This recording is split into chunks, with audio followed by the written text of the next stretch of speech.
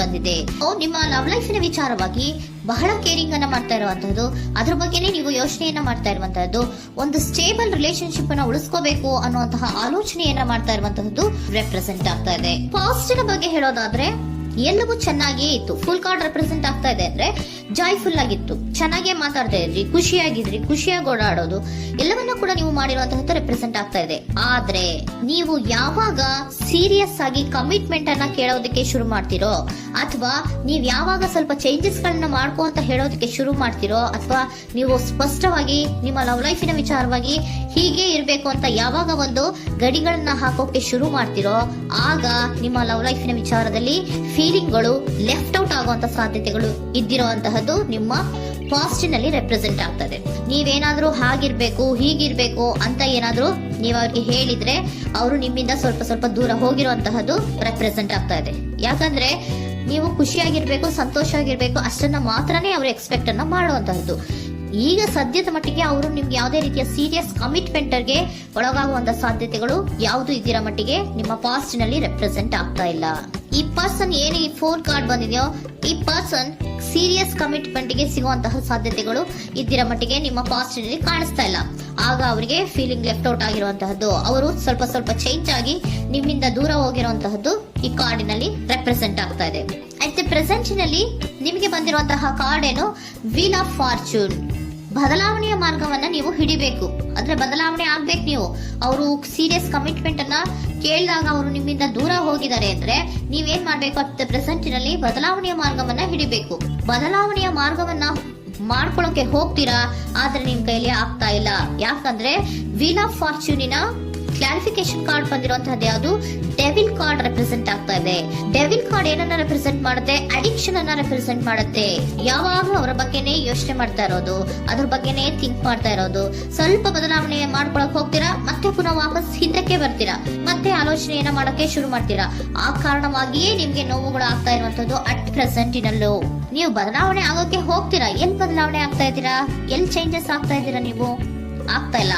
ಯಾಕೆ ಹೇಳಿ, ನಿಮ್ಮಲ್ಲಿ ಅಡಿಕ್ಷನ್ ಗಳು ರೆಪ್ರೆಸೆಂಟ್ ಆಗ್ತಾ ಇದೆ. ತುಂಬಾ ಅಡಿಕ್ಷನ್ ಇರೋದ್ರಿಂದ, ನಿಮ್ಮ ಲವ್ ಲೈಫ್ ನ ವಿಚಾರವಾಗಿ ನೀವು ತುಂಬಾ ಅಡಿಕ್ಟ್ ಆಗಿರೋದ್ರಿಂದ ನೀವು ಯಾವುದೇ ರೀತಿಯ ಬದಲಾವಣೆಯನ್ನ ನೀವು ಮಾಡ್ಕೋತಿಲ್ಲ. ನಿಮ್ಮ ಲವ್ ಲೈಫ್ ನ ವಿಚಾರವಾಗಿ ನೀವು ಬದಲಾವಣೆಯನ್ನೇ ಮಾಡ್ಕೋತಾ ಇಲ್ಲ. ಅವ್ರು ಕಮಿಟ್ಮೆಂಟ್ ಕೊಟ್ಟಿಲ್ಲ, ಅವ್ರು ಹೋದ್ರು ಅಂದ್ಮೇಲೆ ನೀವು ಮುಂದೆ ಬರಬೇಕು, ನಿಮ್ಮ ಜೀವನದಲ್ಲಿ ನೀವು ಮುಂದೆ ಬರಬೇಕು. ಸೊ ನೀವು ಮುಂದೆ ಬರಕ್ ಹೋಗ್ತೀರಾ, ಆದ್ರೆ ಅಲ್ಲೇ ಸ್ಟ್ರಕ್ ಆಗ್ತಾ ಇರುವಂತಹದ್ದು ರೆಪ್ರೆಸೆಂಟ್ ಆಗ್ತಾ ಇದೆ. ನೀವ್ ಯಾವಾಗ ಅಡಿಕ್ಷನ್ ಗಳನ್ನ ಜಾಸ್ತಿ ಮಾಡ್ಕೋತಿರೋ, ಅಬ್ಸೆಷನ್ ಆಗತ್ತೆ. ಯಾವಾಗ ನಿಮ್ಮಲ್ಲಿ ಅಬ್ಸೆಷನ್ ಗಳಾಗಕ್ಕೆ ಶುರು ಆಗುತ್ತೋ, ಆಗ ನಿಮ್ಮ ನೋವುಗಳು ಜಾಸ್ತಿ ಆಗುತ್ತೆ. ಕಣ್ಣೀರಿಡೋದು, ನೋವನ್ನ ಪಡೋದು, ಸಂಕಟ ಪಡೋದು, ಪದೇ ಪದೇ ನೆನಪಿಸ್ಕೊಳ್ಳೋದು, ಅಳೋದು, ಆಗದೇ ಇಲ್ವೇನೋ ನನಗೆ ಅನ್ನುವಂತಹ ರೀತಿಯಲ್ಲಿ ಅಟ್ ಪ್ರೆಸೆಂಟ್ ನಲ್ಲಿ ಕೆಲವೊಬ್ರು ಇರುವಂತಹದ್ದು ರೆಪ್ರೆಸೆಂಟ್ ಆಗ್ತಾ ಇದೆ. ನೆಕ್ಸ್ಟ್ ಕಾರ್ಡ್ ಬಂದಿರುವಂತಹದ್ದು ಯಾವುದು, ಕ್ವೀನ್ ಆಫ್ ಪೆಂಟಿಕಲ್ಸ್ ಬಂದಿದೆ. ಸೊ ಕ್ವೀನ್ ಆಫ್ ಪೆಂಟಿಕಲ್ ಏನನ್ನ ರೆಪ್ರೆಸೆಂಟ್ ಮಾಡುತ್ತೆ, ನಿಮ್ಮನ್ನ ನೀವು ಗಮನವನ್ನ ಕೊಡಬೇಕು, ನಿಮ್ಮ ಕಡೆಗೆ ನೀವು ಹೆಚ್ಚು ಗಮನವನ್ನ ಕೊಡಬೇಕು. ಅವ್ರು ನಿಮ್ಗೆ ಸೀರಿಯಸ್ ಕಮಿಟ್ಮೆಂಟ್ ಕೊಡ್ಲಿಲ್ಲ, ಫೀಲಿಂಗ್ ಲೆಫ್ಟ್ ಔಟ್ ಆಯ್ತು, ಅವರು ದೂರ ಆಯ್ತು, ಹೋದ್ರು ಅಲ್ವಾ. ಸೊ ನೀವೇನ್ ಮಾಡ್ಬೇಕು, ನೀವು ನಿಮ್ ಕಡೆಗೆ ಗಮನವನ್ನ ಕೊಡಬೇಕು. ವೀಲ್ ಆಫ್ ಫಾರ್ಚೂನ್ ಅಂದ್ರೆ ಏನು, ನೀವು ಬದಲಾವಣೆಯ ಮಾರ್ಗವನ್ನ ಹಿಡಿಬೇಕು. ಬದಲಾವಣೆಯ ಮಾರ್ಗವನ್ನ ಮಾಡ್ಕೊಳ್ಳೋದಕ್ಕೆ ಹೋದ್ರೂ ಕೂಡ ಮತ್ತೆ ವಾಪಸ್ ಹಿಂದೆ ಬರೋದು, ಮತ್ತೆ ಅಡಿಕ್ಷನ್ ಆಗೋದು, ಮತ್ತೆ ನೆನಪಿಸ್ಕೊಳ್ಳುವಂತಹದ್ದು, ಮತ್ತೆ ನೋವನ್ನ ಪಡುವಂತಹದ್ದು ನಿಮ್ಮಲ್ಲಿ ರೆಪ್ರೆಸೆಂಟ್ ಆಗ್ತಾ ಇದೆ. ನೀವು ಈ ಅಡಿಕ್ಷನ್ ಗಳಿಂದ ನೀವು ಆಚೆ ಬರಬೇಕು ಅಂದ್ರೆ ನಿಮ್ಮನ್ನ ನೀವು ಬ್ಯುಸಿಯಾಗಿ ಇಟ್ಕೋಬೇಕು. ಟೈಮ್ ಇದ್ರೂ ಕೂಡ ಮತ್ತೆ ಪುನಃ ಹಿಂದೆ ಬಂದು ನೀವು ಆಲೋಚನೆ ಮಾಡುವಂತಹ ಸಾಧ್ಯತೆಗಳು ಇದೆ. ಅದಕ್ಕೆ ನೀವು ಅಟ್ ಪ್ರೆಸೆಂಟ್ ನಲ್ಲಿ ನೀವು ಆ ಫೀಲಿಂಗ್ ಇಂದ, ಈ ನೋವಿನಿಂದ ನೀವು ಆಚೆ ಬರ್ಬೇಕಂದ್ರೆ ನೀವೇನ್ ಮಾಡ್ಬೇಕು, ಸ್ವಲ್ಪ ಏನಾದ್ರೂ ಬ್ಯುಸಿ ಆಗ್ಬೇಕು, ಕೆಲಸಗಳನ್ನ ಮಾಡೋದಕ್ಕೆ ಶುರು ಮಾಡ್ಬೇಕು. ನಿಮಗೆ ಗೊತ್ತಿರುವಂತಹ ಯಾವ ಕೆಲಸವಾದರೂ ಸರಿ, ನೀವು ಸ್ವಲ್ಪ ಬ್ಯುಸಿ ಆಗಿರೋದಕ್ಕೆ ಪ್ರಯತ್ನವನ್ನ ಮಾಡ್ತಾ ಇರುವಂತಹದ್ದು, ಮಾಡುವಂತಹದ್ದು ರೆಪ್ರೆಸೆಂಟ್ ಆಗ್ತಾ ಇದೆ. ಕೆಲವೊಬ್ರು ಮಾಡ್ತಾ ಇದ್ದೀರಾ, ಕೆಲವೊಬ್ರು ಮಾಡುವ ಕಡೆಗೆ ಆಲೋಚನೆಯನ್ನ ಮಾಡ್ತಾ ಇರುವಂತಹದ್ದು ಅಟ್ ಪ್ರೆಸೆಂಟ್ ನಲ್ಲಿ ರೆಪ್ರೆಸೆಂಟ್ ಆಗ್ತಾ ಇದೆ. ಇಮಿಡಿಯೇಟ್ ಫ್ಯೂಚರ್ ನಲ್ಲಿ ಏನ್ ರೆಪ್ರೆಸೆಂಟ್ ಆಗ್ತಾ ಇದೆ, ನೈಟ್ ಆಫ್ ಸೋರ್ಸ್ ರೆಪ್ರೆಸೆಂಟ್ ಆಗ್ತಾ ಇದೆ. ನೀವು ಕ್ವಿಕ್ ಥಿಂಕಿಂಗ್ ಅನ್ನ ಮಾಡಿ ಏನೋ ಒಂದು ಆಕ್ಷನ್ ಅನ್ನ ತಗೋಬೇಕು ಅನ್ನೋದ ಆಲೋಚನೆಯನ್ನ ಮಾಡ್ತೀರಾ, ಬಹಳ ಫೋಕಸ್ ಅನ್ನ ಮಾಡ್ತೀರಾ ಒಂದು ವಿಚಾರವಾಗಿ, ಕ್ವಿಕ್ ಥಿಂಕಿಂಗ್ ಅನ್ನ ಮಾಡ್ಬೇಕು ಅಂತ. ಮತ್ತೆ ಪುನಃ ಏನ್ ಮಾಡ್ತೀರಾ, ನಿಮ್ಮ ಮುಂದೆ 2 ಆಪ್ಷನ್ಗಳು ಬಂದ್ಬಿಡುತ್ತೆ. ಯಾವ್ದು ಮಾಡ್ಲಿ, ಹೇಗ್ ಮಾಡ್ಲಿ, ಏನ್ ನನ್ನ ಕೈಲಿ ಆಗ್ತಾ ಇಲ್ವಲ್ಲ ಮರೆಯೋದಕ್ಕೆ, ಮುಂದೆ ಹೋಗೋಣ ಅಂತೀನಿ, ಮತ್ತೆ ಏನಿದು ಕನ್ಫ್ಯೂಷನ್ ಅಂತ ಮತ್ತೆ ಕನ್ಫ್ಯೂಷನ್ ಅಲ್ಲಿ ಇರುವಂತಹದ್ದು ಇಮಿಡಿಯೇಟ್ ಫ್ಯೂಚರ್ ನಲ್ಲಿ ರೆಪ್ರೆಸೆಂಟ್ ಆಗ್ತಾ ಇದೆ. ನೀವೇನ್ ಮಾಡ್ಬೇಕು, ಈ 2 ಆಯ್ಕೆಗಳಲ್ಲಿ ನಿಮಗೆ ಯಾವ ಆಯ್ಕೆ ಬೇಕು ಅನ್ನೋದನ್ನ ಫಸ್ಟ್ ಆಲೋಚನೆಯನ್ನ ಮಾಡಿ ನಂತರ ನಿರ್ಧಾರವನ್ನ ಮಾಡಬೇಕಾಗತ್ತೆ. ಡಿಟರ್ಮಿನೇಷನ್ ಅಂಡ್ ಡೈರೆಕ್ಷನ್, ನಿರ್ಣಯವನ್ನ ಮಾಡಿ ಅದೇ ದಾರಿಯಲ್ಲಿ ನೀವು ಮುಂದೆ ಹೋಗ್ಬೇಕು ಈ ಆಲೋಚನೆಯನ್ನ ಮಾಡಬೇಕು. ಆ ರೀತಿಯ ಆಲೋಚನೆಯನ್ನ ಮಾಡಿದ್ರೆ ಇನ್ ನಿಯರ್ ಫ್ಯೂಚರಿನಲ್ಲಿ ನೀವು ಆ ರೀತಿ ಆಲೋಚನೆಯನ್ನ ಮಾಡಿದ್ರೆ ನಿಮ್ಮಲ್ಲಿ ಒಂದು ಪಾಸಿಟಿವ್ ಚೇಂಜಸ್ ಗಳಾಗುತ್ತೆ. ಸ್ಟಾರ್ ರೆಪ್ರೆಸೆಂಟ್ ಆಗ್ತಾ ಇದೆ, ಕೆಲವೊಂದು ರೀತಿಯ ಪಾಸಿಟಿವ್ ಚೇಂಜಸ್ ಗಳು ಆಗುತ್ತೆ.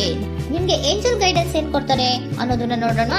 ನಾಟ್ ದ ರೈಟ್ ಟೈಮ್, ಇದು ಕರೆಕ್ಟ್ ಆಗಿರುವಂತಹ ಟೈಮ್ ಅಲ್ಲ.